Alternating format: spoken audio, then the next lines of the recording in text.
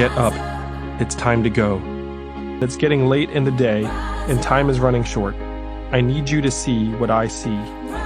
It has been my job for the past 6 years to create jobs. We're all about to lose on an epic scale. In 2016, something started bothering me, a feeling I couldn't seem to shake. As I crisscrossed the country, I often found places that seemed to be in the midst of long-term decay.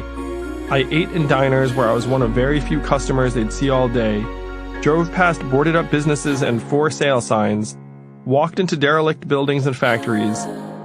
It was less the buildings and surroundings and more the people.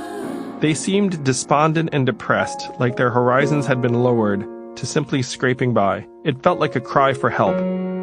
The overall feeling was one of defeat and downtroddenness. It felt like the metaphorical water level in many places had risen and overtaken whole communities.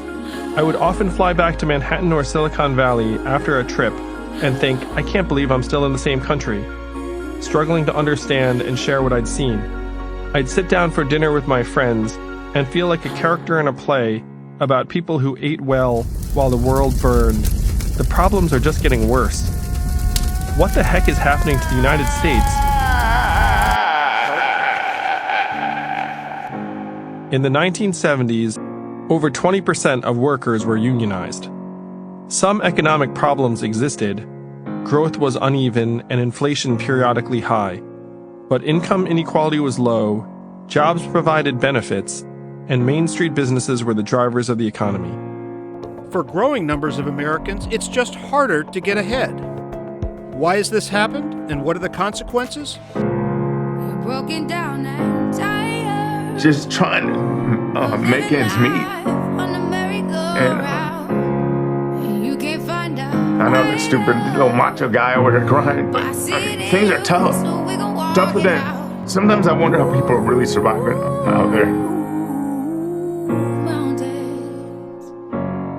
I mean, I'm living paycheck to paycheck, sometimes not even making, rent on time. It's just constant worry. The top 1% have accrued 52% of the real income growth in America since 2009. Technology is a big part of this story, as it tends to lead to a small handful of winners.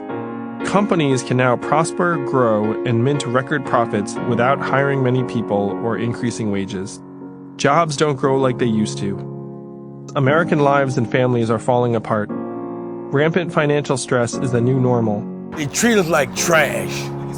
We are in the third or fourth inning of the greatest economic shift in the history of mankind, and no one seems to be talking about it or doing anything in response. My goal now is to give everyone a sense of what's coming, and then prepare us to fight for the version of the future that we want.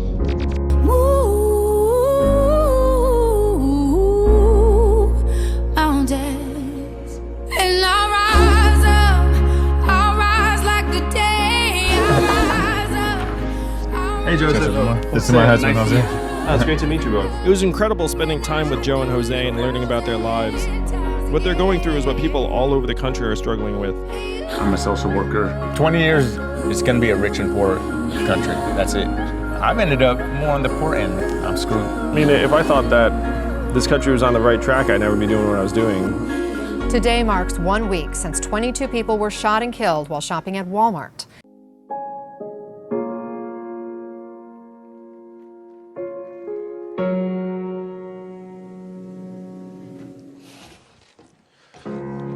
I have a 6 and 3-year-old boy. I was imagining.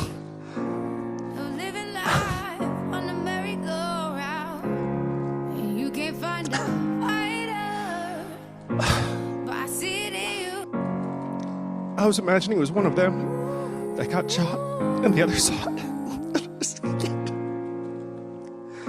I'm so sorry.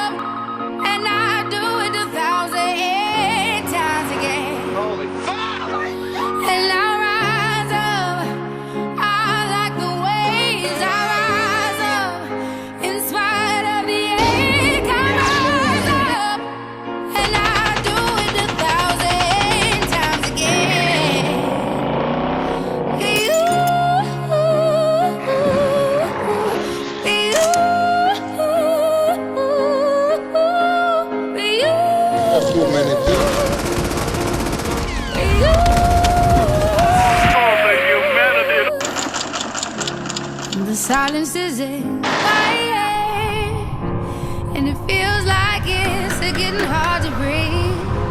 And I know you feel like dying, but I promise we'll take the world to its feet. I'm feeling we're not in Kansas anymore. I won't take, bring it to its feet.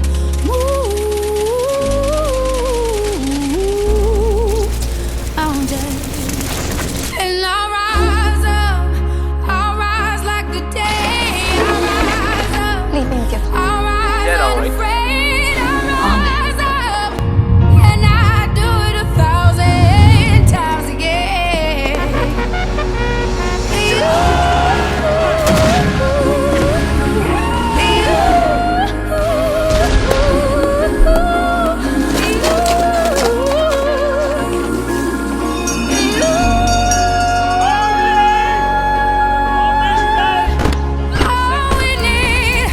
All we need is hope, and for that we have each other, and for that we have each other. And we will rise, we will rise, we will rise.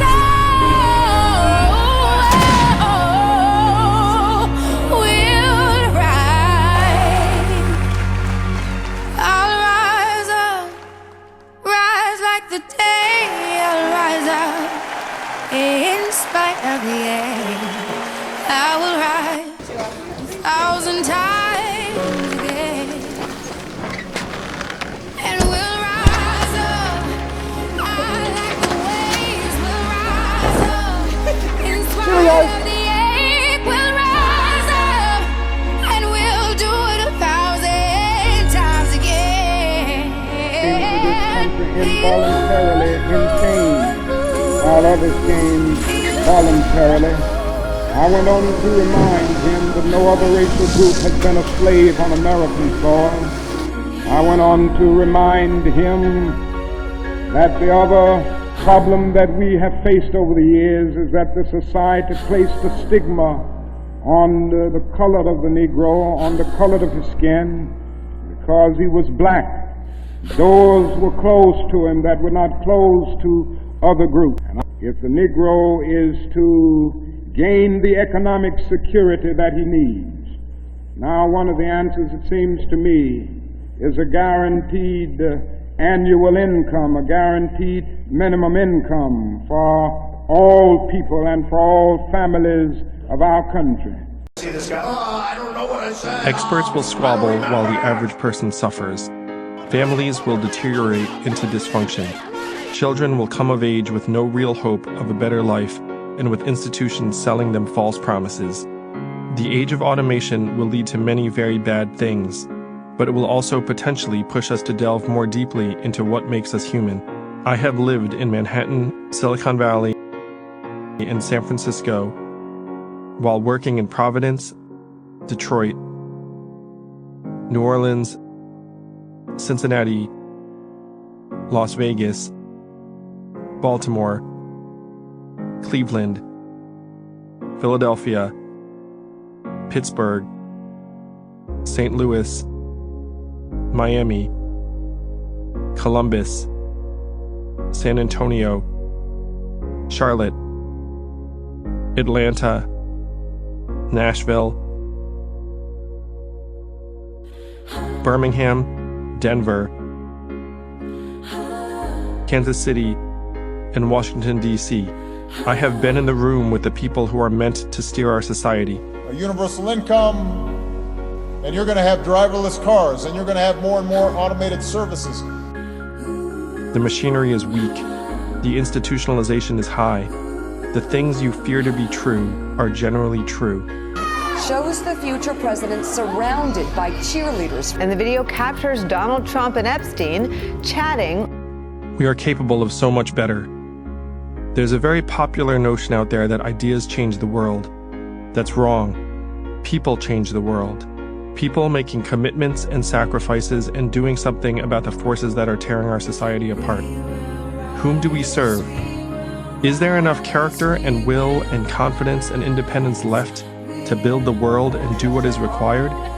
Is there enough empathy? I know the difference between talking about something and actually doing something about it. We must convert from a mindset of scarcity to a mindset of abundance.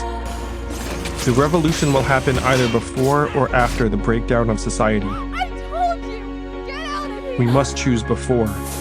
It will not be easy. We all have dysfunction within us. Darkness and pain, contempt and resentment, greed and fear, pride and self-consciousness.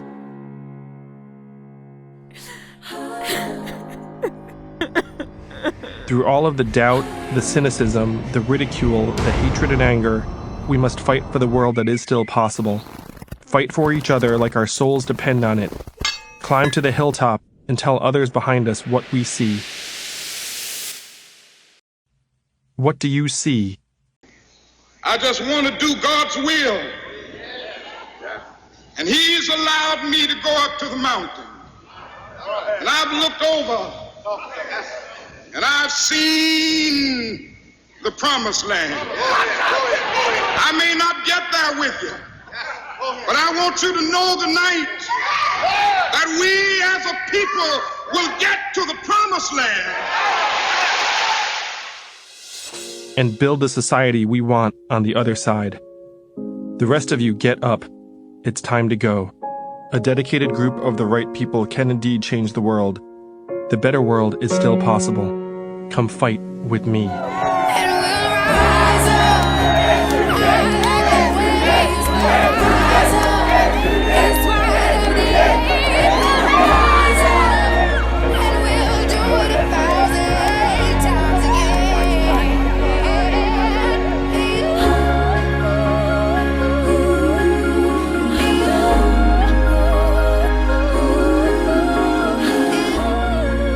Well, yeah, anyone watching this or listening to it, you can become part of the Yang Gang. It's a very cheap gang to join. Yeah, it's very wholesome. Gang around. The cheapest gang around. If you gave $27, you'd be an above average member of the gang. You know? Think of it as an investment. Yeah. You get $1,000 a month. A month. For life. Yeah. You know, what's the return on $27 then? I can do the math. I'm very good at math. I can't do that math. That's too complicated. It's very high. How would you get it? You just get a wire transfer every month? Give them the way you want the money, direct deposit into your account is preferable.